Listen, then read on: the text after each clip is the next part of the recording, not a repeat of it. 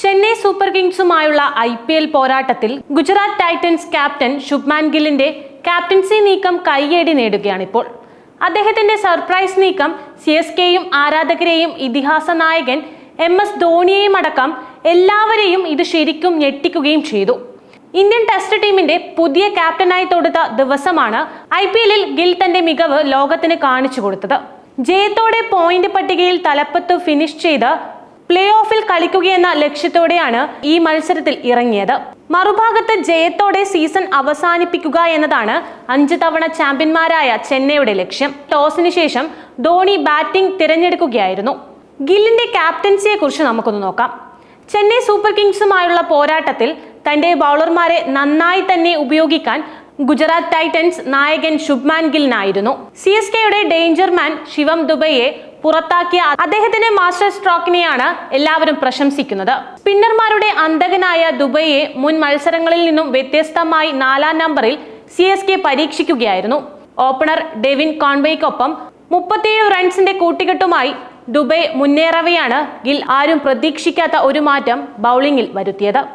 Sai Kishore, Rashid Khan, Gerald Coetzee എന്നിവരെ 7 over മുതൽ ഗിൽ മാറി മാറി പരീക്ഷിച്ചുകൊണ്ടേയിരുന്നു.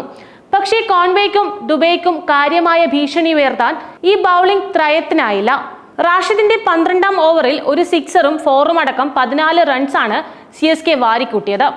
12-ാം ഓവറിൽ സായിയോ കോട്സിയോ പന്തെറിയാൻ എത്തുമെന്ന് കരുതിയെങ്കിലും ഗിൽ സർപ്രൈസ് നീക്കമാണ് പിന്നീട് നടത്തിയത്. പാർട്ട് ടൈം ബൗളറായ വെടിക്കെട്ട് ബാറ്റർ ഷാറുഖ് ഖാനെയാണ് 13-ാം ഓവർ ഗിൽ ഏൽപ്പിച്ചത്.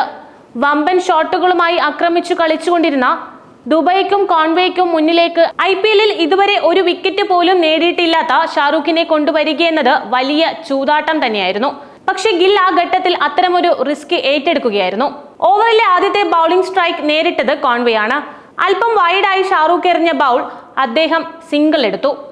തുടർന്ന് സ്ട്രൈക്ക് ദുബൈക്ക്. അല്പം ഷോർട്ടായ ബോളാണ് താരം എറിഞ്ഞത്. എന്നാൽ കിഡിലിനൊരു പുൾ ഷോട്ടിലൂടെ മിഡ് വിക്കറ്റിന് മുകളിലൂടെ ദുബായ് ഇത് സിക്സറിലേക്ക് പറത്തുകയായിരുന്നു. ഷാറുഖിനെ പന്തേൽപ്പിക്കാനുള്ള ഗില്ലിന്റെ തീരുമാനം മണ്ടത്തരമായോ എന്ന് ആരാധകർ ഭയപ്പെട്ട നിമിഷമായിരുന്നു അത്. സിക്സറിന് പിന്നാലെ തൊട്ടടുത്ത ബൗളിൽ ദുബായിയെ ഷാറുഖ് വീഴ്ത്തിയതോടെ എല്ലാവരും ഒന്ന് ഞെട്ടി.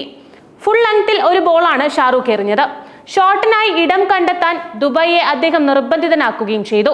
അപ്രതീക്ഷിതമായ ആ ബോളിൽ ദുബെ ധൃതി പിടിച്ച് ഒരു ഷോട്ടിന് തുനിയുകയായിരുന്നു. എന്നാൽ ബോൾ നന്നായി ടൈം ചെയ്യാനുമായില്ല. ഫലമാകട്ടെ ലോങ് ഓണിൽ ബൗണ്ടറി ലൈന് തൊട്ടരികെ ജെറാൾഡ് കോട്സിയുടെ കൈകളിൽ ഈ ഷോട്ട് അവസാനിക്കുകയും ചെയ്തു. ഇതോടെ 8 ബൗളിൽ 2 സിക്സർ അടക്കം 17 റൺസോടെ ദുബൈക്ക് ക്രീസ് വിടേണ്ടിയും വരികയായിരുന്നു. ഈ ഓവറിൽ 13 റൺസ് വഴങ്ങിയെങ്കിലും ദുബൈയുടെ വമ്പൻ വിക്കറ്റ് സ്വന്തമാക്കാൻ കഴിയുകയും ചെയ്തു.